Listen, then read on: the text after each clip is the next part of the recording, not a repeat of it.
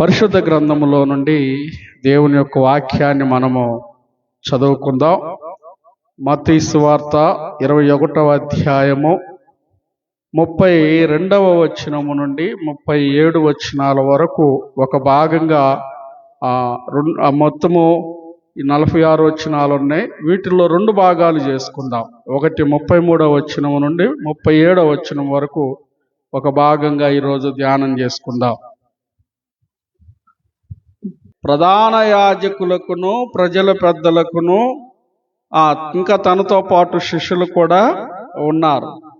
ఇక్కడ ప్రధాన యాజకులకు, అక్కడున్న ప్రజలు పెద్దలకు ఈ విషయాన్ని, ఉపమానాన్ని అర్థమయ్యే రీతిగా దేవుడు చెప్తూ ఉన్నాడన్నమాట. ప్రభువైన యేసుక్రీస్తు వారు జీవించినటువంటి దినాలలో, ప్రియా దేవుని బిడ్డలారా, ఆయన బోధలో ప్రతి చోట ఆటంకాలు, ఆయన బోధలోని ఆ గొప్పతనాన్ని అర్థం చేసుకొని ప్రజలు నడుస్తున్నారు, ప్రజలు వెంబడిస్తున్నారనేటువంటి ఆగ్రహంతో ప్రధాన యాజకులు, పెద్దలు, ప్రజలు చాలామంది ఏం చేసేవారంటే ప్రభువు మీద నేరారోపణ చేయాలని చూసేవారు.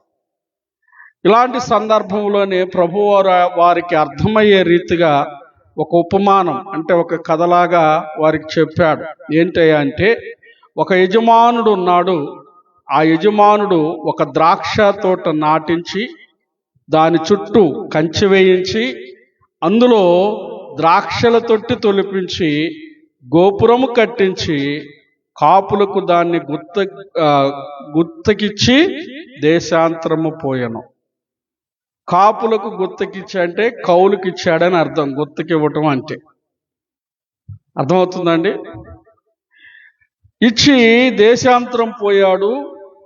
పంట కాలం వచ్చింది కాబట్టి తన పంట భాగం తనకి రావాలి కాబట్టి, తన కౌలు భాగం తనకి రావాలి కాబట్టి తన పనివారిని, తన దగ్గర పనిచేసే తన ఇంటి దాసులను పంపించాడు. తన దాసులను పంపించినప్పుడు ఆ కౌలుకి ఎవరైతే తీసుకున్నారో ఆ కౌలుదారులు ఏం చేశారంటే వచ్చినటువంటి వారిని కొట్టారంట.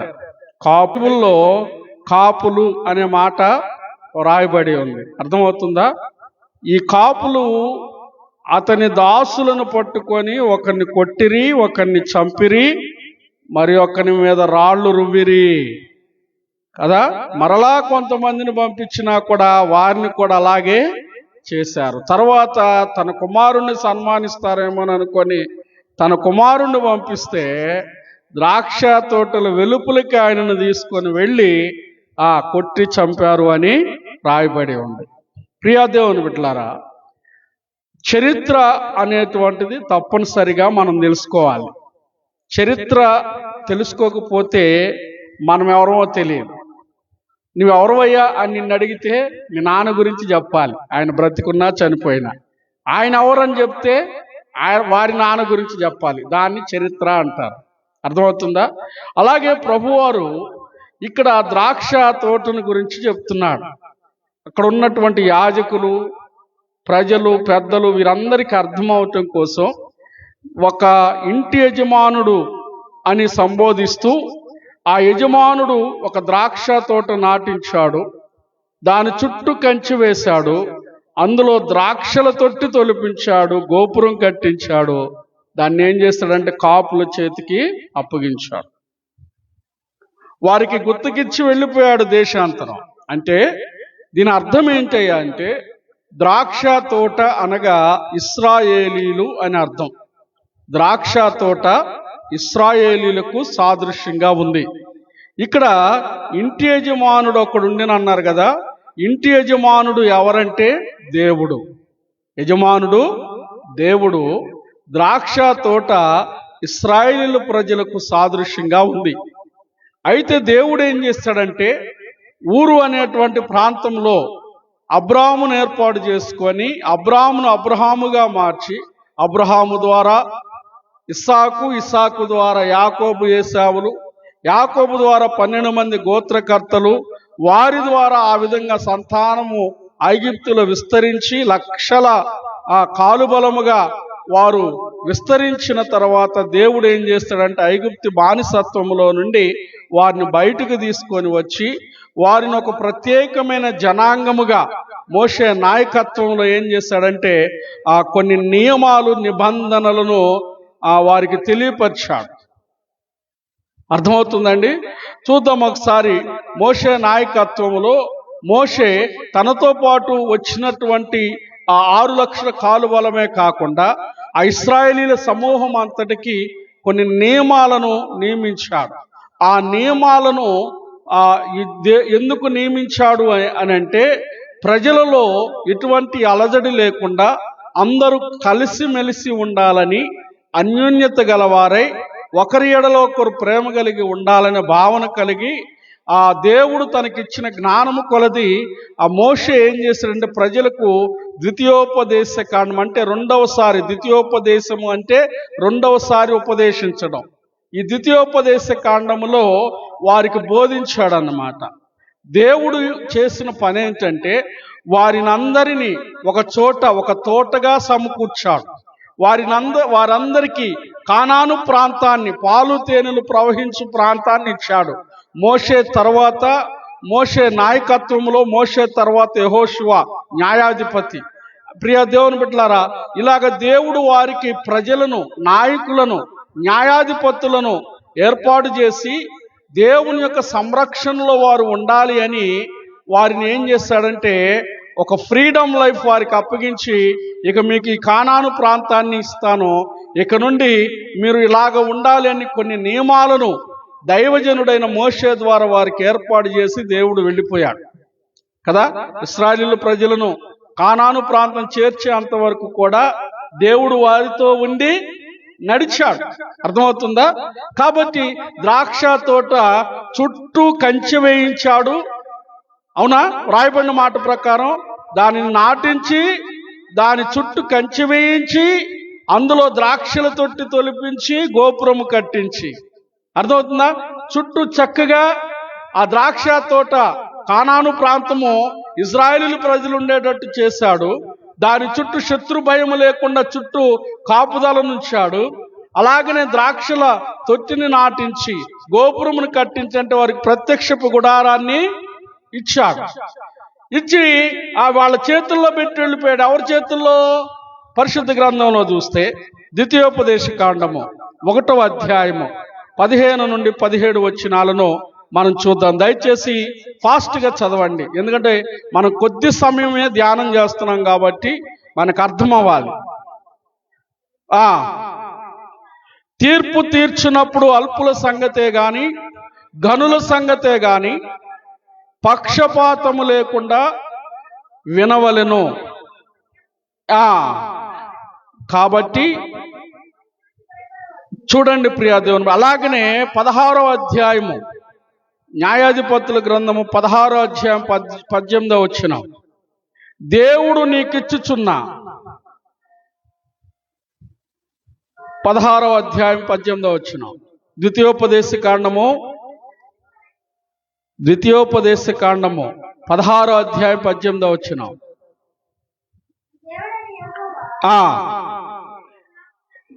నీ దేవుడైన యెహోవా నీకిచ్చుచున్న గ్రామములన్నిటిలో నీ గోత్రములకు న్యాయాధిపతులను యాజకులను నువ్వు ఏర్పరచుకొనవలెను. వారు న్యాయమును బట్టి జనులకు తీర్పు తీర్చుదురు. అలాగనే ద్వితీయోపదేశ కాండము, అదే ద్వితీయోపదేశ కాండం 17వ అధ్యాయం 12వ వచనం చదువుకుందాం. మరియు ఎవడైనను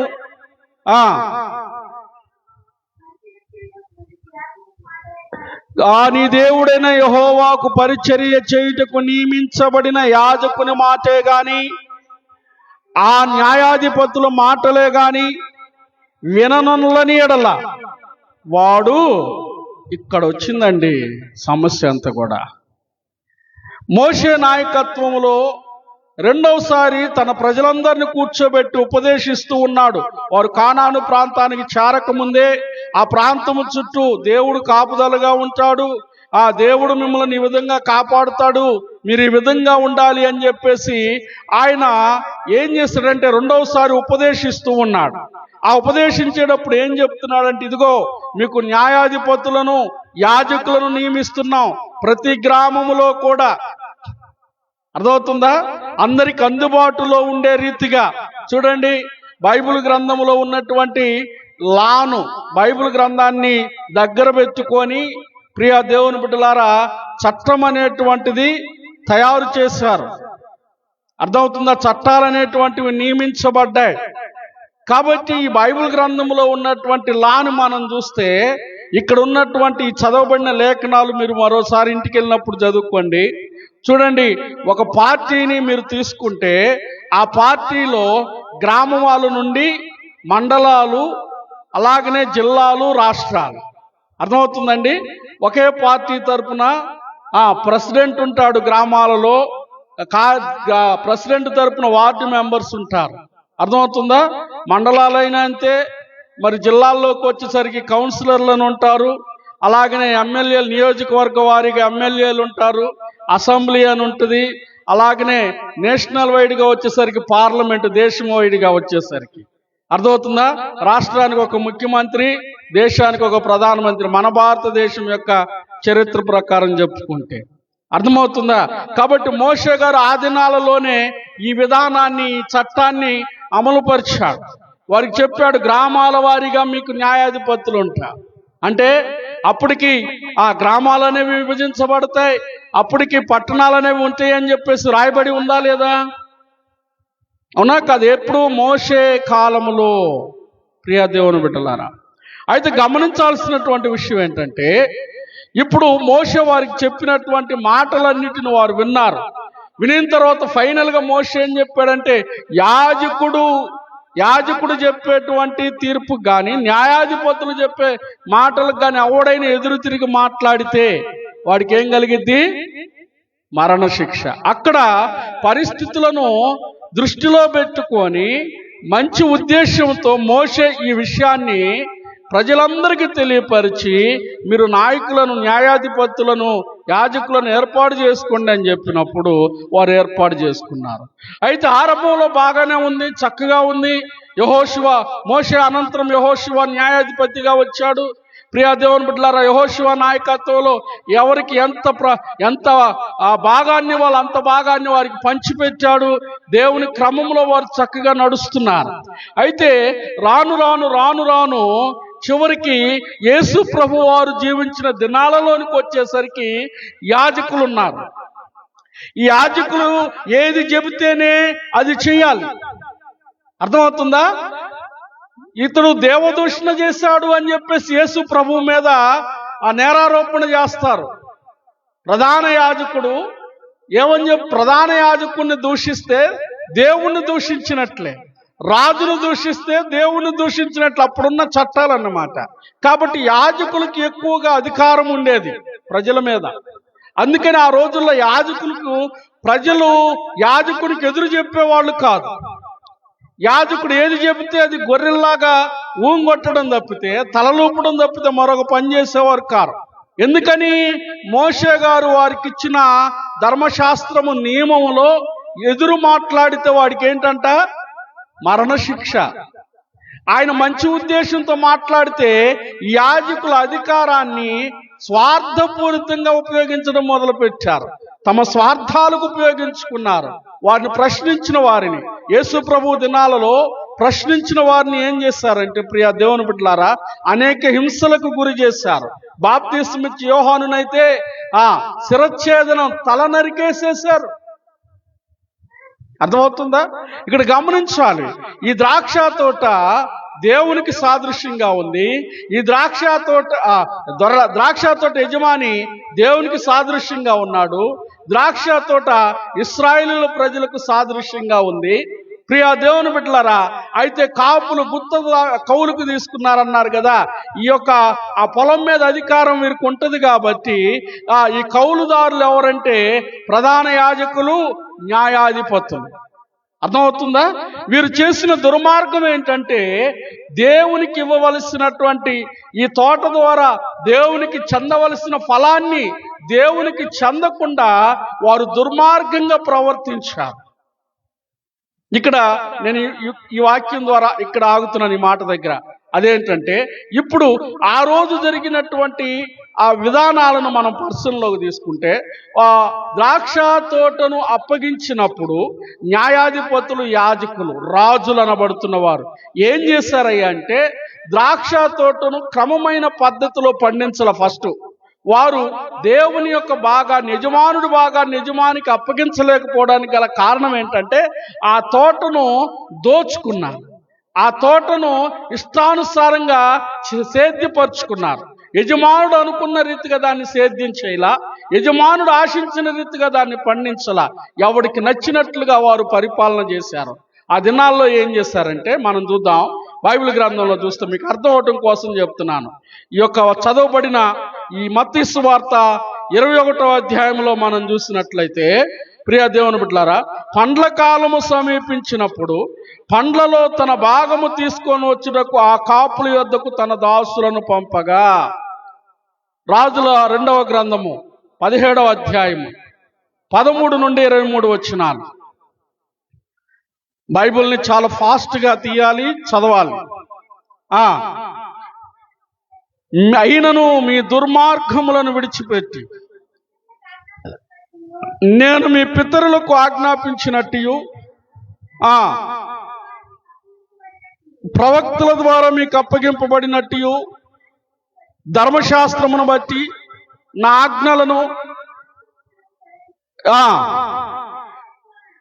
ఆజ్ఞలను కట్టడలను అనుసరించమని చెప్పి ప్రవక్తలందరి ద్వారా, దీర్ఘదర్శకుల ద్వారా యెహోవా ఇశ్రాయేలీల వారికి, యూదా వారికి సాక్ష్యము పలికించి వినని వారై. చూడండి, వారు ఏం చేస్తారంటే, దేవుడైన యెహోవా దృష్టికి విశ్వాసఘాతకులయ్యారంట. అర్థమవుతుందండి? విశ్వాసఘాతకులయ్యారు. ఫలం ఎక్కడి నుండి వస్తుంది?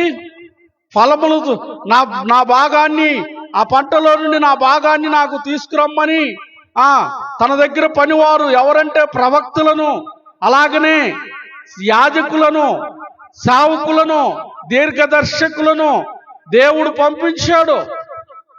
పంపిస్తే వారు ఎలాగైపోయారంట, దేవుని మాట విననొల్లని వారయ్యారు, ఫలింపు లేని వారయ్యారు, దుర్మార్గులయ్యారు, దేవునికి అవిధేయులుగా మార్చబడ్డారు. ఫలమేముంటుంది?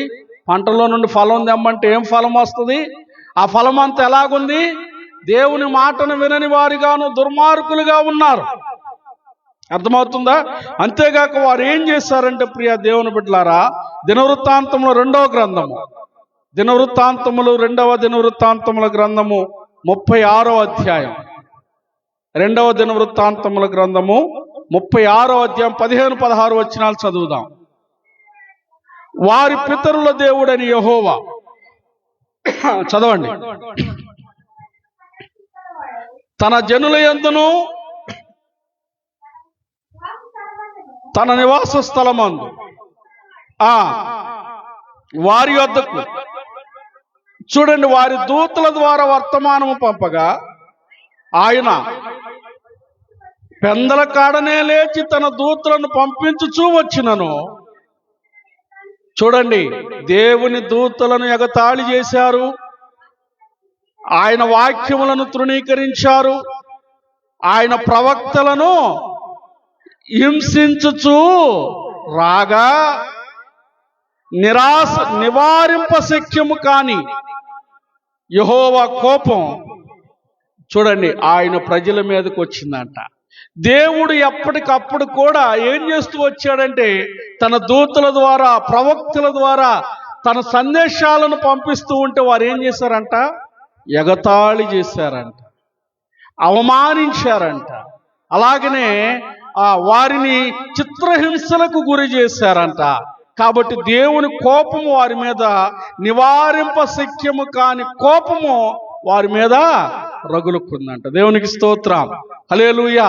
ప్రియ దేవుని బిడ్డలారా, ఇంకా కొంచెం ముందుకు వెళదాం, అటు తర్వాత వాక్య విశ్లేషణలోనికి వెళదాం. ఇంకొక విధానంలో చూసినట్లయితే, చూడండి, రాజుల మొదటి గ్రంథం 18వ అధ్యాయం 4 నుండి 13 వచనాలు చూస్తే, యెజబెలు యెహోవా ప్రవక్తలను నిర్మూలము చేయుచుండగా, ఎవరివిడా? ఇశ్రాయేలీల రాజు యొక్క భార్య, ఆహాబు రాజు యొక్క భార్య యెజబెలు. ఇశ్రాయేలీలు ఎవరండి? దేవుని ప్రజలు. రాజు ఎవరండి? దేవుని ప్రజలకు నియమింపబడినటువంటి అధికారి. కానీ తాను చేసుకున్న భార్య యెజబెలు ఏం చేసిందంటే దేవుని ప్రవక్తలను చంపుతూ వచ్చిందంట. ఏలీ ఆ దినాలలో బ్రతికిన వాడే. అర్థమవుతుందా? దేవుని యొక్క ప్రవక్తలను చంపుతూ వచ్చింది. ఇంకా మనం చూస్తే పరిశుద్ధ గ్రంథంలో మత్తయి సువార్త 23వ అధ్యాయము 31 నుండి 37 వచనాలను మనం చూస్తే అక్కడ రాయబడినటువంటి మాట, యెరూషలేమును చూసి ప్రభు అయిన యేసుక్రీస్తు వారు మాట్లాడుతూ ఉంటాడు. యెరూషలేమా, యెరూషలేమా, అనేక పర్యాయములు నిన్ను రక్షించాలని నీ వద్దకు ప్రవక్తలను పంపాను. నీ వద్దకు నా పిల్లలను పంపిస్తే మీరు వారిని చంపారు, ఆ హింసలు పెట్టారు. చదువుతారా మాట? చదవండి. ప్రవక్తలను చంపుచు, చూడండి, యెరూషలేమా, యెరూషలేమా, ప్రవక్తలను చంపుచు నీ వద్దకు పంపబడిన వారిని రాళ్లతో కొట్టుచు ఉండినదానా, కోడి తన పిల్లలను రెక్కల క్రింద ఎలాగ చేర్చుకొనునో అలాగనే నేనును నిన్ను చేర్చుకున్నా. ఎన్నో మార్లు చేర్చుకోవడం వల్లనే ఉండేను కానీ చూడండి, మీరు మాత్రము ఆ రెక్కల కింద ఉండడానికి ఇష్టపడలేరు. అటు చదవని తర్వాత, ఎందుకంటే సమయం కొద్దిగా ఉంది కాబట్టి నేను మాట్లాడుతున్నాను ఫాస్ట్గా. ప్రియ దేవుని బిడ్డలారా, ఇప్పుడు ఇశ్రాయేలీల ఆరంభము నుండి, అర్థమవుతుందా, యేసు ప్రభు కాలం వరకు జరిగిన పరిస్థితులు మీరు విన్నారు, అవునా? ఇశ్రాయేలీలు ఏ విధంగా నడిపించబడ్డారో, ఏ విధంగా న్యాయాధిపతులు, యాజకులు, రాజులు వారిని పరిపాలించారో అర్థమవుతుందా? వారి పరిపాలనలో ఇశ్రాయేలీలు ఏ విధంగా చెడిపోయారో, అలాగే వారి చెడిపోయిన వారి వద్దకు, దేవునిలో పడిపోయిన వారి వద్దకు, దేవునిలో తొలగిపోయిన వారి వద్దకు దేవుడు వారిని సరిచేయాలని ప్రవక్తలను పంపించాడు, దీర్ఘదర్శకులను పంపించాడు, తన దూతలను పంపించి మాట్లాడినప్పుడు వాళ్ళు ఏం చేశారు? ఎగతాళి చేశారు. ఆ ఎగతాళి చేయటమే కాకుండా రాళ్లతో కొట్టారు. రాళ్లతో కొట్టడమే కాకుండా వాళ్ళని బహుగా హింసించారు, మరి కొంతమందిని చంపుతూ వచ్చారు. అవునా? మనం చదువుకున్న వాక్య భాగాలలో. ప్రియ దేవుని బిడ్డలారా, ఈరోజు ఇదే వాక్యాన్ని, మనం చదువుకున్నటువంటి వాక్యాన్ని ఒకసారి మనకు ఆపాదించుకుందాం. అర్థమవుతుందా? ఈ వాక్యానుసారంగా ఈ చరిత్రలో మనం చెప్పుకున్న ఈ యొక్క చరిత్రలో, ఈ మాటలలో ఉన్నటువంటి వ్యక్తుల్లాగా మరి మనం ఉన్నామేమో ఒకసారి పరిశీలన చేసుకోవాలిగా. మన జీవితం ఏమన్నా ఉందేమో ఒకసారి చూద్దాం. వీళ్ళలాగా మనం ఎలాగున్నామో ఇక్కడ చూద్దాం. చూసినట్లయితే యజమానుడు దేవుడే, దేవునికి స్తోత్రం. యజమానుడు దేవుడే. ద్రాక్ష తోట కుటుంబానికి సాదృశ్యంగా ఉంది, దేవునికి స్తోత్రం. హల్లెలూయా.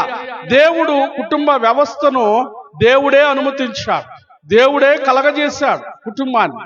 కాబట్టి దేవుడు దీనిని ఏం చేశాడంటే కాపులకు గుర్తుకిచ్చినట్లుగా ఈ కుటుంబ వ్యవస్థను కాపాడడానికి ఒక తండ్రి అని, ఒక తల్లి అని పెద్ద దిక్కులుగా వీరిని ఏర్పాటు చేశాడు. అర్థమవుతుందండి? వీరిని ఏర్పాటు చేసి ఏం చేశాడంటే ఈ కుటుంబాన్ని చక్కగా, ఆ ద్రాక్ష తోటను చక్కగా చూసుకోమని దేవుడు ఆ యజమానుడు వెళ్ళినట్లుగా దేవుడు కూడా ఒక కుటుంబాన్ని మనకు అప్పగించి ఆయన తన పనిలో తాను ఉన్నాడు. అయితే ఇప్పుడు దేవుడు నీకు అప్పగించినటువంటి ద్రాక్ష తోట అనే కుటుంబాన్ని కాపులుగా ఉన్నా నీవు, తండ్రిగా, యజమానురాలుగా ఉన్నటువంటి నీవు ఎలా ఉన్నావు? న్యాయాధిపతుల్లాగా లేకపోతే యాజకుల్లాగా దుర్మార్గంగా ప్రవర్తిస్తూ ఉన్నావా? కుటుంబాన్ని సరిగ్గా పట్టించుకోకుండా, బిడ్డలను సరిగ్గా పెంచకుండా, నీ యొక్క స్వేచ్ఛను, నీ కోరికలను నీవు నెరవేర్చుకుంటూ, నీ ఇష్టానుసారంగా తినుతూ త్రాగుతూ, భారీగా బిడ్డలను దైవికంగా పెంచకుండా ఈ లోక సంబంధమైనటువంటి వ్యవహారాలలో పడిపోయి లోతు భార్యలాగా, ఏమండి, ఇంకను మనం చూస్తే కయ్యోనులాగా దేవునికి అవమానకరంగా ప్రవర్తిస్తూ ఇష్టం వచ్చినట్లుగా నువ్వు ప్రవర్తిస్తున్నావేమో. ఈరోజు నా దేవుని ప్రశ్న ఏంటంటే, నీ కుటుంబం అనే ద్రాక్ష తోటను దేవుడు నీకు అప్పగిస్తే ఆ తోటను నువ్వు సరిగ్గా కాస్తున్నావా? నా ప్రభు ఈ రాత్రి మన ముందుంచుతున్న ప్రశ్న ఇది.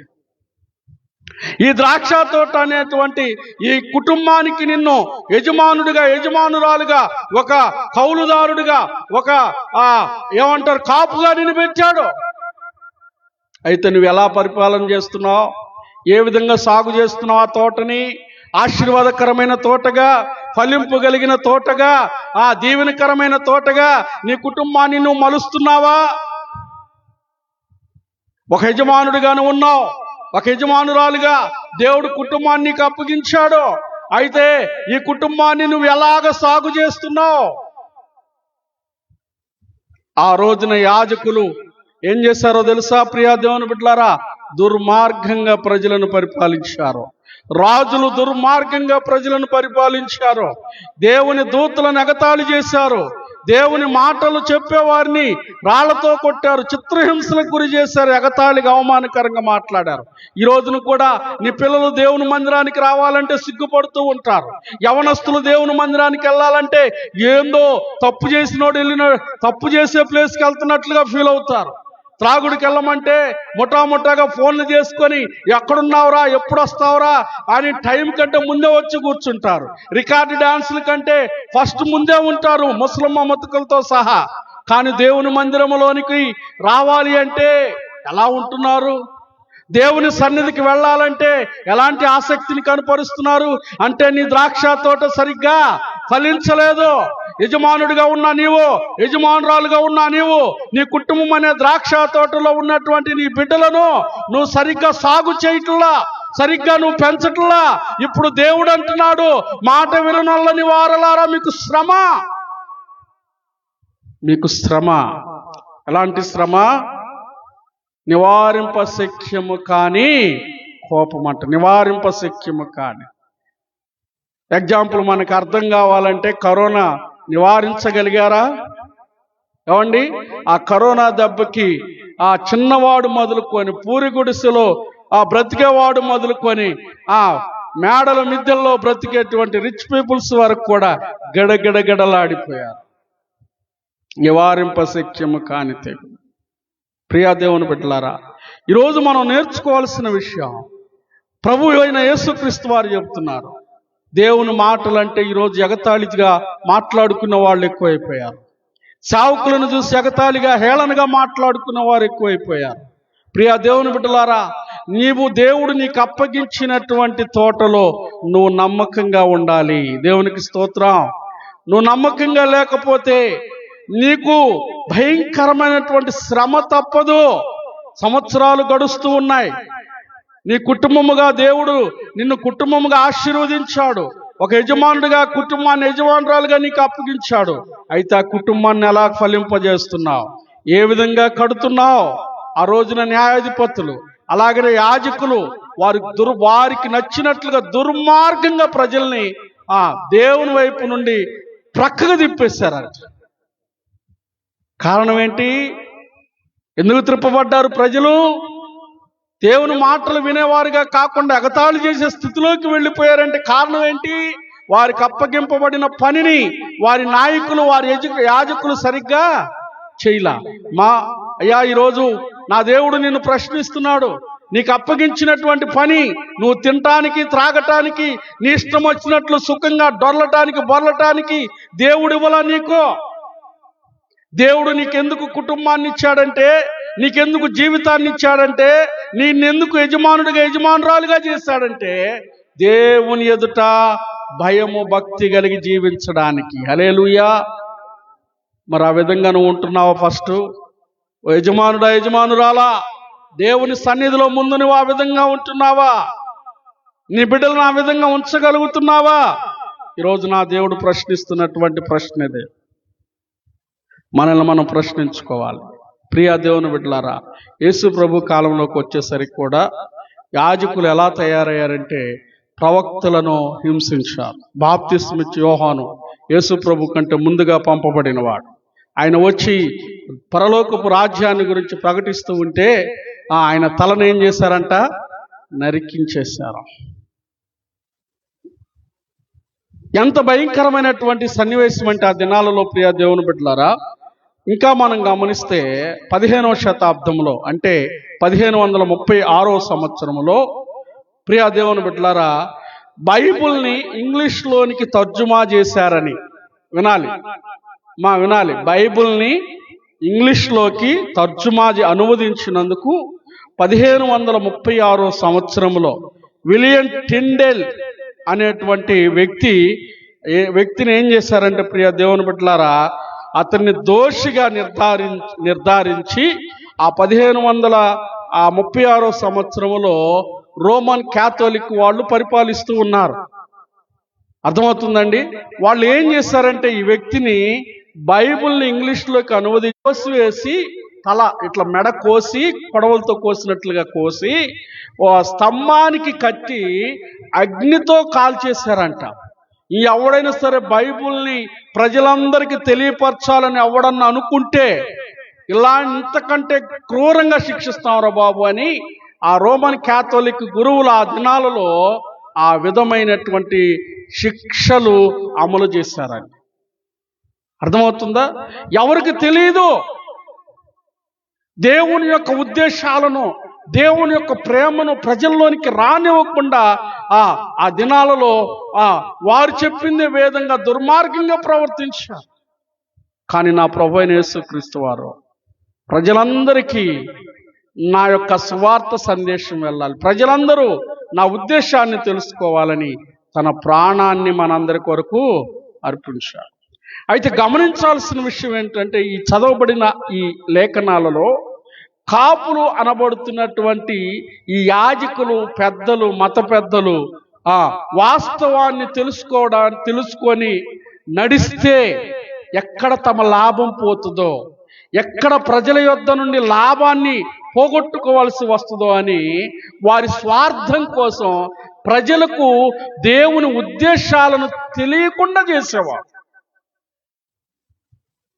కాబట్టి అక్కడున్న యాజకులను ఉద్దేశించి, అక్కడున్నటువంటి ఆ మత పెద్దలను ఉద్దేశించి ప్రభువారు ఈ ద్రాక్ష తోట ఉపమానాన్ని వారికి వెల్లడి చేశారు. అర్థమవుతుందా? మొదటి నుండి మీరు ప్రవక్తలను, దేవుని బిడ్డలను హింసిస్తూనే వచ్చారు. అయ్యా, నీకు తెలియకుండా నీవు కూడా నీ మాటల ద్వారా హింసిస్తున్నావేమో, దేవుని మాటలను పెడచెవిన పెడుతూ దేవుని కోపాగ్నికి గురయ్యే పరిస్థితిలో నువ్వు ఉన్నావేమో. ఈ రాత్రి నువ్వు సరిదిద్దుకోవాలని, నిన్ను సరిచేయాలన్న ఆలోచనతో నా ప్రభువు ఈ చరిత్ర అంతా నీ ముందుకు తీసుకొస్తున్నాడు. కాబట్టి చరిత్ర తెలుసుకొని మన భక్తి జీవితాన్ని జాగ్రత్తగా కట్టుకుందాం. నువ్వు సరిగ్గా అర్థం చేసుకోకపోతే, నేను చెప్పిన చరిత్ర అంతా కూడా నువ్వు సరిగ్గా అర్థం చేసుకోకపోతే ఏమైపోతావు? చరిత్రహీనులమైపోతాం. అర్థమవుతుందా? కాబట్టి రాత్రికాల సమయంలో నా మాటలు ముగిస్తున్నాను. ఒకసారి మన హృదయాలను పరిశీలన చేసుకొని, ప్రియ దేవుని బిడ్డలారా, ద్రాక్ష తోటలో ఫలించేటువంటి కొమ్మల్లాగా మనం ఉన్నామా లేదా?